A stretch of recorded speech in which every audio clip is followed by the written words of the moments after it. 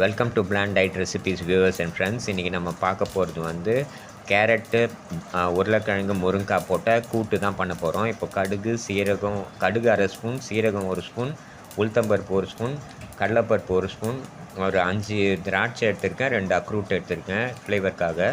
இது கடுகு பொரிஞ்சாச்சு இப்போ நான் பண்ணுறது வந்து பிளான் டயட் மெத்தட் தான்.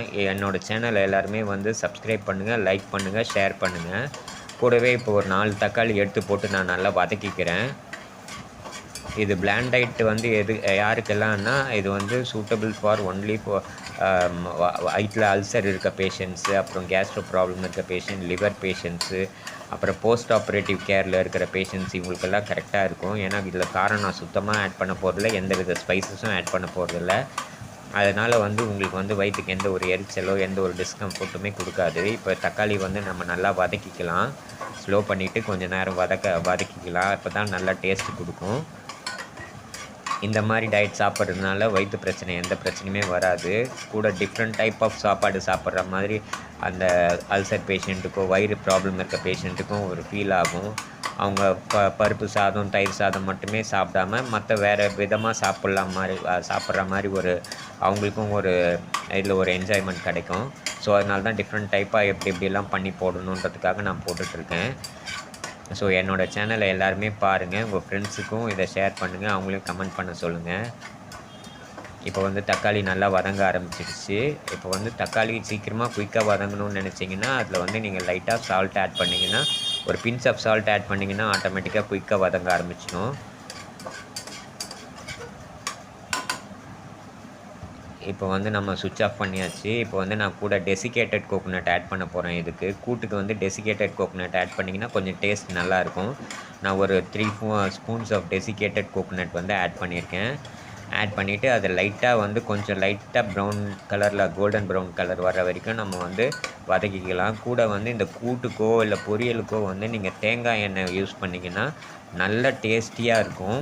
நார்மலாக செய்கிற டயட்டுக்குமே சரி, பிளாண்டாக செய்கிற டயட்டுக்குமே சரி, நார்மலாக நீங்கள் காரம் போட்டு செய்கிறது இருந்தால் கூட நீங்கள் வந்து தேங்காய் எண்ணெயில் செஞ்சிங்கன்னா ரொம்ப டேஸ்ட்டு நல்லா என்ஹான்ஸாக இருக்கும், நல்லா டேஸ்டியாக இருக்கும், ரொம்ப டேஸ்டியாக இருக்கும்.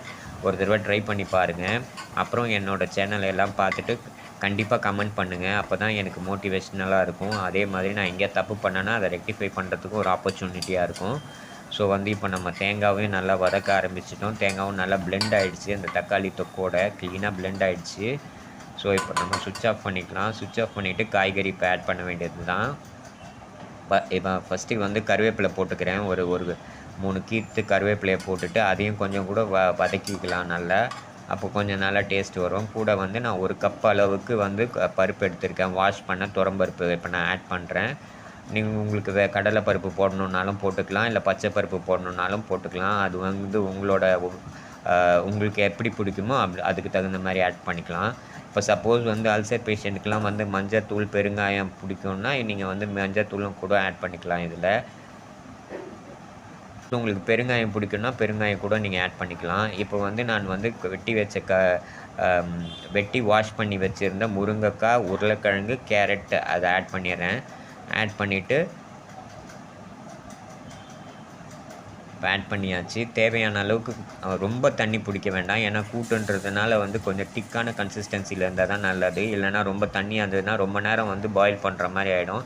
இது நல்லா ஒரு குலுக்கிட்டு நல்லா வந்து குக்கரை வந்து இந்த மாதிரி நல்லா ஷேக் பண்ணிவிட்டு, சூடாக இருக்கும் இப்போ இது மாதிரி ஷேக் பண்ணும்போது கொஞ்சம் பார்த்து பண்ணுங்கள். ப்ராக்டிஸ் இல்லைன்னா நீங்கள் கரண்டி போட்டே கிளறிடலாம். இப்போ நல்லா கரண்டி போட்டு கிளறி பிளெண்ட் ஆகிடுச்சு எல்லாமே. இப்போ நம்ம குக்கர் வந்து மேலே மூடி போட்டுட்டு ஹை ஃப்ளேமில் 4 விசில் வைக்க போகிறோம். 4 விசில் வச்சா தான் வந்து நீங்கள் பருப்பும் நல்லா வேகும். அதே மாதிரி வந்து உங்களுக்கு வந்து காய்கறியும் நல்லா வந்து வேகும். அதுதான் வந்து ஈஸியாகவும் இருக்கும் உங்களுக்கு. அடுத்தது இப்போ வந்து இந்த குக்கர் வந்து 4 விசில் வந்துருச்சு. ஸோ அதனால் ஓப்பன் பண்ணி பார்க்கலாம். ஓப்பன் பண்ணி பார்த்தா இப்படி தான் இருக்கும். கொஞ்சம் தண்ணி அதிகமாக இருக்குது. ஸோ அதனால் வந்து தண்ணி சுண்டுற அளவுக்கு நம்ம இது பண்ணணும். இப்போ வந்து நான் உப்பு கலந்துருக்கேன். உப்பு கலந்து அந்த தண்ணியை வந்து நான் இதில் ஆட் பண்ணியிருக்கேன். இப்போது கலந்துட்டு அந்த தண்ணி ஊற்றிட்டு அந்த உப்பு கலந்த தண்ணியை வந்து ஊற்றிட்டு கொஞ்சம் நல்லா கலக்கி விடலாம். கலக்கி விட்டோம்னா அந்த உப்பு எல்லா சைடுமே வந்து கலந்துடும். எல்லா சைடுமே வந்து ஈவனாக ஸ்ப்ரெட் ஆகிடும். இப்போ சப்போஸ் நீங்கள் ஃபஸ்ட்டே கூட நீங்கள் உப்பு போட்டுக்கலாம். பட் ஆனால் பருப்பு வேகறதுக்கு கொஞ்சம் டிலே ஆகும். கொஞ்சம் அதிக நம்பர் ஆஃப் விசில்ஸ் வைக்கிற மாதிரி இருக்கும். ஸோ அதனால் வந்து பெட்டர் வந்து நீங்கள் ஃபஸ்ட்டு குக்கரில் வந்து பருப்பையும் காய்கறியும் வேக வச்சுக்கிட்டதுக்கு அப்புறமா தான் வந்து நீங்கள் வந்து உப்பு செகண்ட் ரவுண்டில் தான் போடணும். இப்போ தண்ணி சுண்டணுன்றதுக்காக தண்ணி ரொம்ப அதிகமாக இருக்குன்றதால சுண்டணுன்றதுக்காக நான் வந்து கொஞ்சம் நேரம் வந்து இதை வந்து பாயில் பண்ண விடுறேன் தண்ணி சுண்டணுன்றதுக்காக. மீன்வைல் தண்ணி நல்லா தளன்னு நீங்கள் உங்களுக்கு சுண்டுறது நல்லாவே தெரியும். உங்களுக்கு சப்போஸ் வந்து பெருங்காயம் பிடிக்கும் அப்படின்ற மாதிரி, பெருங்காயம் ஒத்துக்கும் அப்படின்ற மாதிரி இருந்தால் நீங்கள் லைட்டாக பெருங்காயம் போட்டுக்கலாம். மிளகாத்தூள் தேவைப்பட்டுச்சுன்னா மிளகாத்தூள் ஒரு சின்ன கொஞ்சமாக வந்து உங்களுக்கு ஒத்துக்கும் அப்படின்ற மாதிரி இருந்ததுன்னா நீங்கள் கொஞ்சமாக அந்த மிளகாத்தூள் ஆட் பண்ணிக்கலாம். அப்படி இல்லைன்னா பச்சை மிளகா கூட ஒத்துக்கும் அப்படின்ற மாதிரி இருந்தால் ஒரு சின்ன சைஸ் பச்சை மிளகா கூட கட் பண்ணி போட்டிங்கன்னா அது கூட நல்லா டேஸ்டியாக தான் இருக்கும்.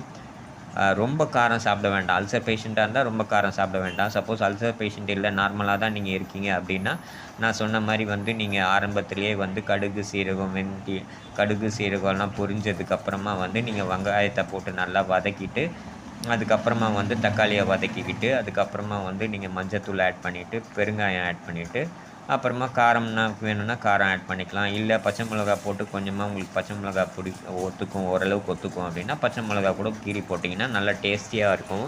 ஸோ இப்போ இதை நம்ம சுண்டுற வரைக்கும் கொஞ்சம் வெயிட் பண்ணி தான் ஆகணும். கொஞ்சம் நிறைய தண்ணி ஆகி போச்சு, அதனால சுண்டிகிட்டு இருக்குது. மீன்வைல் இந்த வீடியோ நான் ரெக்கார்ட் பண்ணும்போது இந்த கூட்டை நான் சாப்பிட்டு பார்த்துட்டேன். ரொம்ப நல்லா இருக்குது. ஸோ நீங்களும் கூட இதை ட்ரை பண்ணி பாருங்கள். சப்போஸ் உங்களுக்கு வயிறு நல்லபடியாக இருந்தது, அல்சர் எந்த ப்ராப்ளம் இல்லைன்னா கூட நீங்கள் காரமே போடாத நீங்கள் வந்து காரம் போட்டு கூட நீங்கள் ட்ரை பண்ணலாம். காரம் போட்டு கூட நீங்கள் ட்ரை பண்ணி பார்க்கலாம்.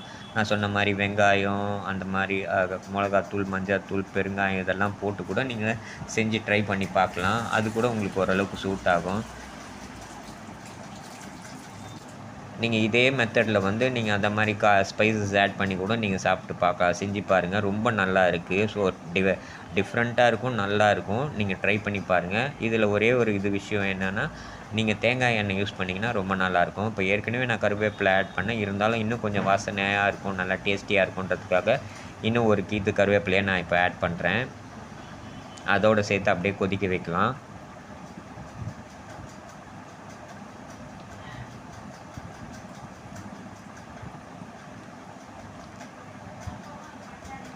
கண்டிப்பாக இந்த வீடியோ வந்து அல்சர் பேஷண்ட்டோ இல்லை அல்சர் பேஷண்ட் வீட்டில் இருக்கவங்களோ வந்து பார்த்தாங்கன்னா ரொம்ப அவங்களுக்கு ஹெல்ப்ஃபுல்லாக இருக்கும். ஏன்னா அவங்களால சில அல்சர் பேஷண்ட்ஸ்க்கெலாம் வந்து ஒரு பிளட்டே வர ஆரம்பிச்சிடும். அந்த மாதிரி இருக்கிற பேஷண்ட்ஸ்க்கெலாம் இந்த மாதிரி சாப்பாடு ரொம்ப ஹெல்ப்ஃபுல்லாக இருக்கும். அந்த மாதிரி இருக்கிற பேஷண்ட்ஸ் யாராவது உங்களுக்கு தெரிஞ்சவங்க இருந்தாங்கன்னா தயவுசெய்து இந்த வீடியோவை அவங்களுக்கு ஷேர் பண்ணுங்கள். ஸோ தட் அவங்க ஒரு டிஃப்ரெண்ட் டைப் ஆஃப் சாப்பாடு வந்து சாப்பிட்றதுக்கு கொஞ்சம் வந்து அவங்களுக்கு வந்து ஒரு ஆப்பர்ச்சுனிட்டி கிடைக்கும். ஸோ ஓரளவுக்கு சுண்டிடுச்சு. ஸோ அதனால் நல்லா நான் இதை வந்து சாட்டே பண்ணி விட்றேன், எல்லா இடமும் மிக்ஸ் ஆகிறதுக்கு.